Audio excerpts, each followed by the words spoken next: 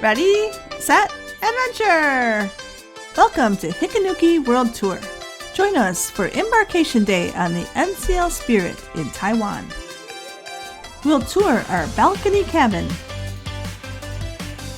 We'll explore some of the public spaces. Give the local beer a whirl.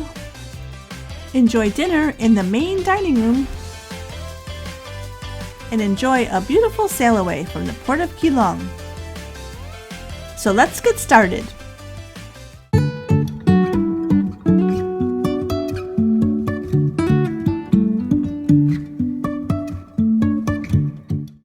We departed our hotel and took a taxi to the port. It was about a 25-minute ride and cost about $25 US. The port is about 45 minutes from the main airport, Taiwan. We arrived a little after 1 o'clock in the afternoon. The taxi dropped us off at the terminal building, and we were responsible for our own luggage. We did see a crew member with a wheelchair, so you can probably make other arrangements for your arrival. But most people who we saw were wheeling their own luggage into the boarding area. We're very excited to be taking our first Asian cruise aboard NCL's Spirit. This is an 11-day cruise starting in Taiwan and ending in Singapore. Along the way, we'll be stopping in Hong Kong, Vietnam, Thailand, and then ending in Singapore. We chose this trip based on the itinerary rather than based on the ship. We were a little intimidated by the language barrier and food, so we thought cruise excursions would be a great way to explore this area. One thing to note is that the cruise might advertise a port such as Bangkok, but in this case, the port was actually a 2-hour drive away from Bangkok. So if you're visiting unfamiliar ports, it's a good idea to do a little research so you won't have any unpleasant surprises like a 4-hour bus ride. We entered the port building to drop off our luggage and check in. Be sure to have your cruise boarding pass either printed out or on your phone ready and handy along with your passport. If you forgot to tag your luggage, they'll be happy to help you. The port building was rather basic, but there was a shop where you could grab a souvenir or maybe a last-minute snack. Once our luggage was deposited, we took the escalator upstairs to check in. Although the downstairs check-in process of luggage had been quick and efficient, we were surprised to see how many people were standing in line. We were there during our boarding arrival time, and I'm not sure why it was so backed up. We almost got in this long line until I remembered that I had booked this through a casino at sea promotion. There was a separate line for us gamblers, and our line was much, much shorter. So I guess it does pay to gamble. With SeaPass card in hand, we headed for the gangway. At this point, we still hadn't gotten a good look at the ship. We were planning to take a quick look around the ship and then head back outside to the port city. Although that's not what actually happened, and we'll talk about that in a minute. After what seemed like a very long walk, we finally found the bridge to the gangway. Here we caught our first glimpse of the NCL Spirit. There was a slight backup getting onto the ship, and our magic moment was a little tainted.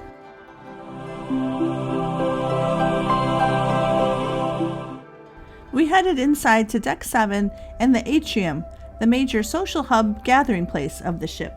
The Spirit is NCL's oldest and smallest ship. We were anxious to explore. We've sailed with NCL before, so many of the areas were familiar, such as the Local. It's open 24 hours and serves pub food, and also breakfast items. Continuing aft through the social, you'll find the casino. We always like to take a quick tour before it opens. There was one roulette table, which was always crowded, but we were able to squeeze in a couple times and try our luck. The casino had an elegant look and feel to it, and the 2-story ceiling made it seem a lot bigger than it actually was. Baccarat was especially popular on this cruise. Although there were a good deal of slot machines, most games seemed dated or unfamiliar. Surprisingly, the craps table was rarely open. I did think it was an attractive casino, and while it was busy in the evenings, you could always find a place on a slot machine. There is not a bar located within the casino, and drink service was pretty spotty. The main floor of the casino is completely non-smoking, but there is a smaller second floor casino where smoking is allowed. Try your luck in both casinos.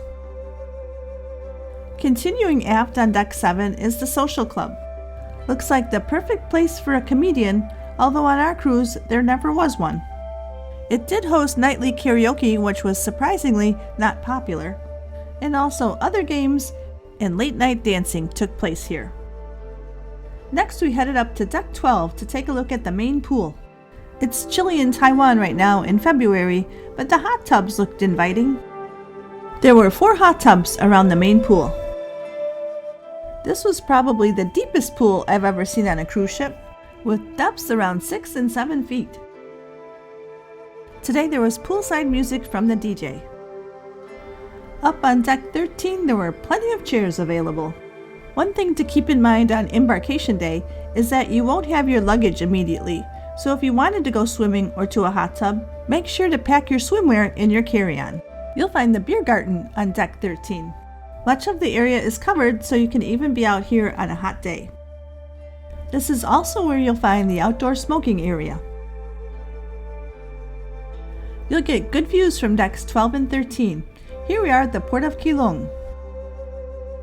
The NCL Spirit is definitely geared for adults. You won't find any water slides or bells and whistles or even a go-kart track. In fact, in the area that used to be the kids club, that's now been turned into Spice H2O, the multi-level adults-only pool. So if you're looking for a more family-friendly cruise with lots of things for the kids to do, I would steer clear of the NCL Spirit. Of course, this isn't an adults-only cruise, and there were a handful of kids on our sailing. There are no youth programs available, and there's only a Guppies program for kids 3 and under to interact with their parents. But it's not a drop-off or babysitting area. And speaking of adults, it was time for our first adult beverage. We were awaiting the announcement that our cabin was ready. The staterooms on deck 6, 8, 9, and 10 are now ready for your enjoyment. Just a reminder to hit that like button and be sure to subscribe to Hikanuki World Tour. It really helps our channel grow. Thanks, we really do appreciate you. And with that, we headed down to enjoy our stateroom. We had a balcony cabin on Deck 11, number 11050. NCL spent $100 million in 2020 to refurbish the Spirit. This is our first time sailing on the Spirit, so we can't compare it back to what it used to be. The cabins have definitely been renewed. Our first impression of our cabin was that it was quite small, something they couldn't fix in the refurbishment. There are just 2 of us sharing the cabin, so it was fine for us. But this chair is also a bed, so if you had a third person, that's where they would have had to sleep. This oversized phone took up way too much room on the bedside table. The thermostat was antiquated and really didn't work very well. We met one couple who were in an interior cabin and their AC wasn't working at all. The TV was also rather small, but there wasn't enough wall space to make it any bigger. The desk space was adequate, and there were outlets so you could use your hairdryer here with the mirror.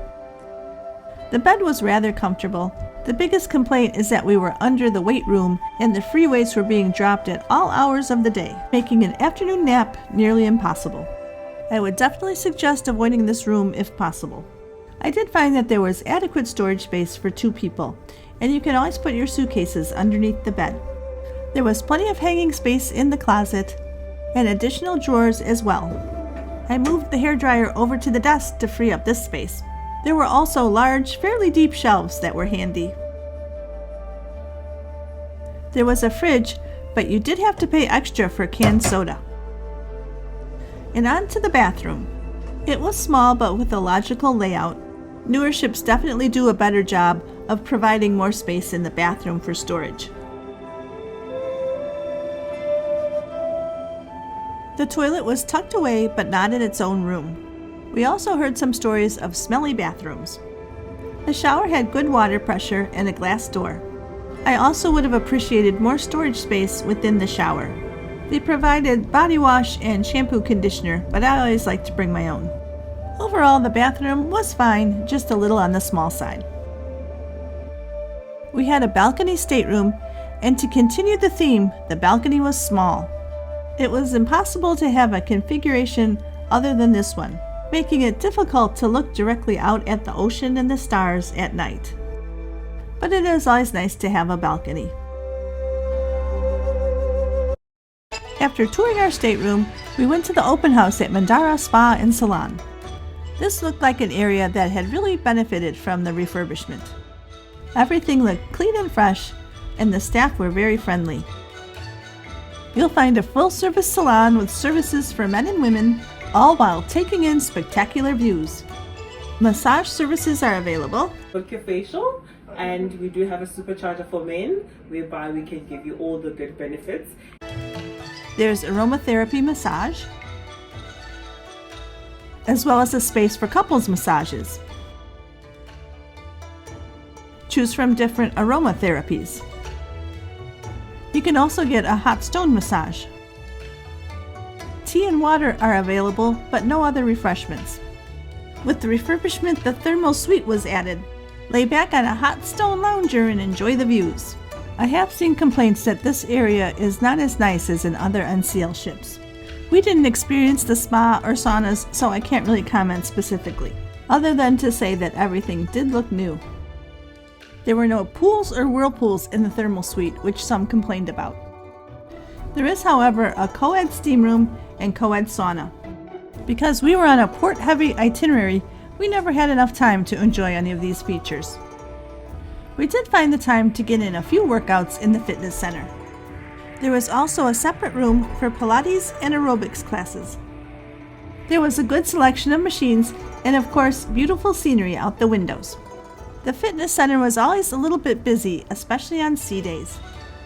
It took us a few days to realize, but our cabin was directly beneath this, and we heard a lot of the machines and especially the weights clanking onto the floor. So keep that in mind when booking your cabin.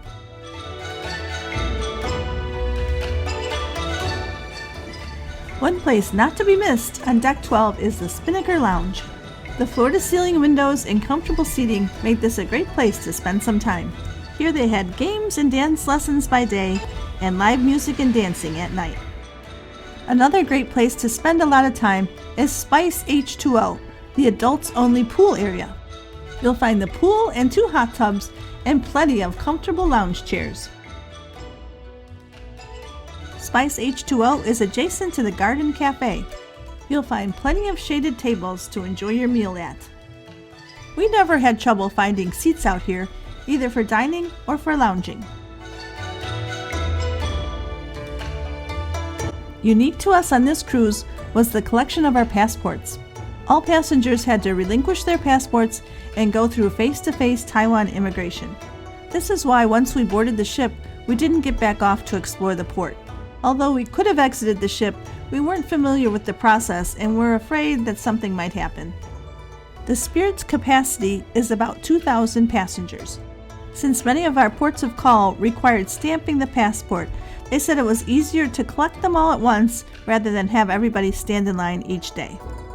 While it did make us a bit uncomfortable to not have our passports, everything turned out fine.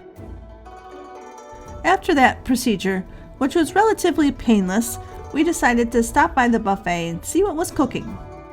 Once again, as a small ship, the buffet was also small.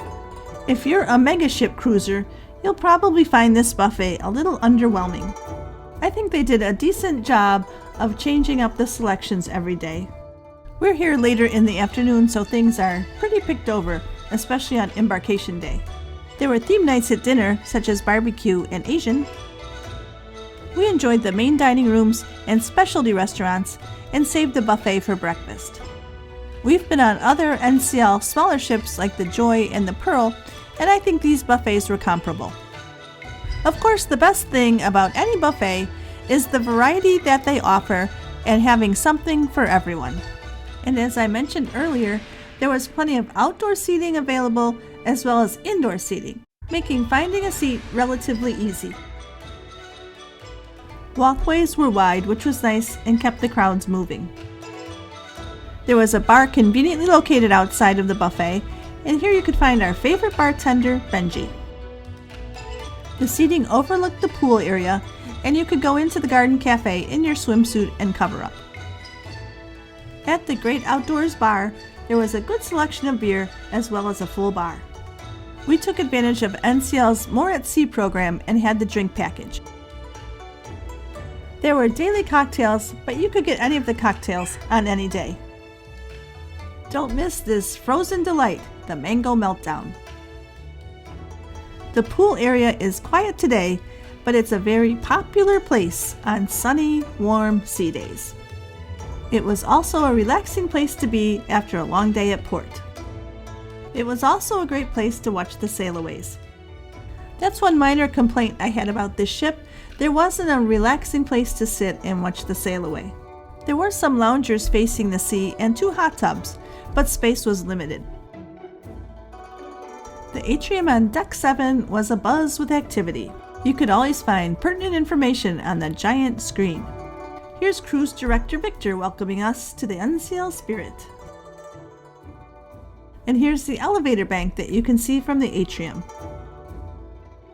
Tucked in the corner is Starbucks, which comes at an additional cost. You can also buy a Starbucks drink package. On Embarkation Day, guest services is always busy. There was full occupancy on our cruise, so no switching cabins. The shore excursion desk is also located on Deck 7. We will be taking this tour on our second sea day. I can honestly say I have never seen a shore excursion desk that was as constantly busy as this one was. Behind guest services, you'll find Henry's Pub, also on Deck 7.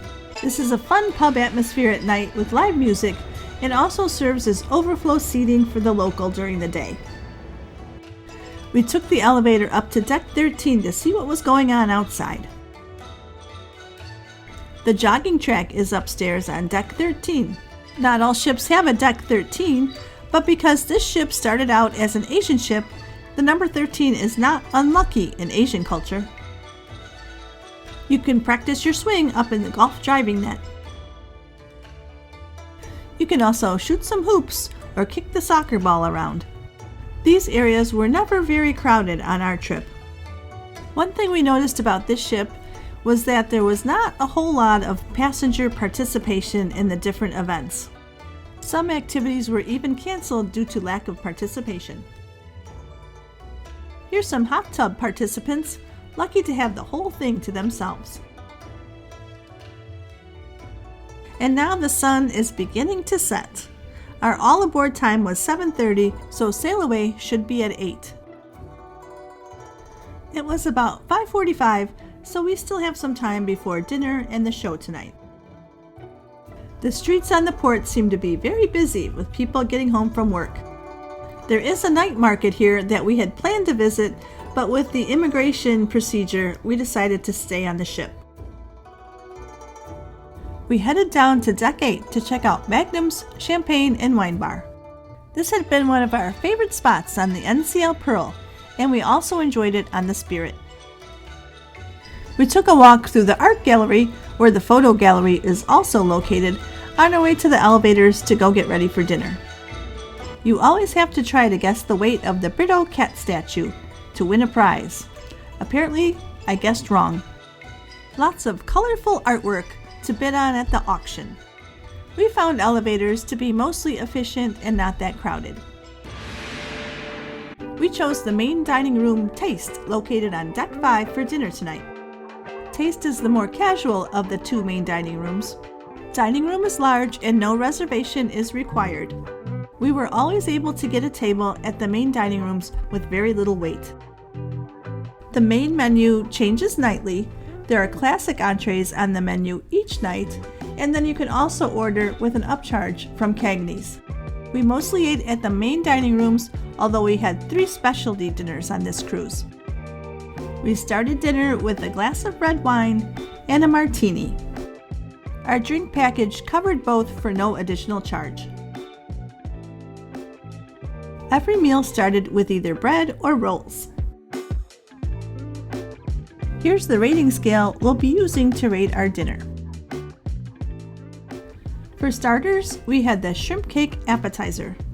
It was served with a Creole mustard remoulade and a cucumber salad on top. It was chock full of shrimp. We definitely recommend. Then we tried the cheese ravioli with lobster cream sauce. The ravioli itself tasted a little waxy and it was a little fishy for me. We also had the French onion soup. It was a little thin, but with good flavor, but not many onions. For an entree, we tried the chicken piccata with lemon caper butter sauce. It was served with mostaccioli, a roasted tomato, and sautéed garlic spinach. And we had the 3-cheese baked ziti. You can't go wrong with the pasta. This is served nightly and is always a good backup if nothing else appeals. And for dessert, you're on a cruise after all, we had the honey creme brulee. It had a very mild honey taste and it wasn't really that creamy. And the better choice was the warm chocolate lava cake, served with strawberry compote and stracciatella gelato. It was rich and chocolatey delicious, but not very warm. Tonight was the Welcome Aboard show in the Stardust Theater, located on both Deck 7 and 8. The show brings the production cast and the musicians from around the ship together for a preview of what to expect. Do you want to see more? Do you want more? Well, I mentioned, we don't have one production show, we don't have two, we have 3. So another sneak peek for you. Welcome back, the Norwegian Spirit singers and dancers with a sneak peek of Blazing Boots. Reservations are not required for the shows, and most were well attended. On most nights, there was a 7 and 9 o'clock show. Welcome aboard the Norwegian Spirit. I hope you have a charmed trip, and now you are. The captain welcomed us to the NCL Spirit, and then it was time to push off and head to Hong Kong. If you're on a cruise leaving from Keelung, Taiwan, I would definitely recommend coming a day early and checking out Taipei. We really enjoyed it.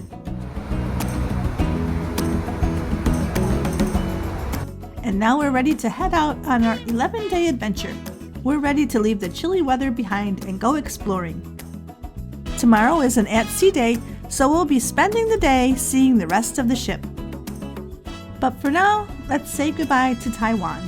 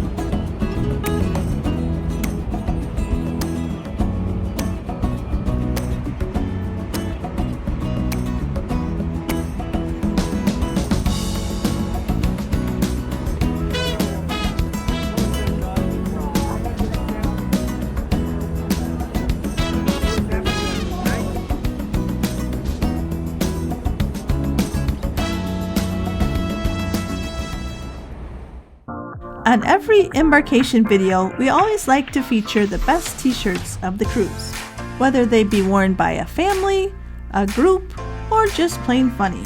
But unfortunately, and surprisingly, on this cruise, there was only one.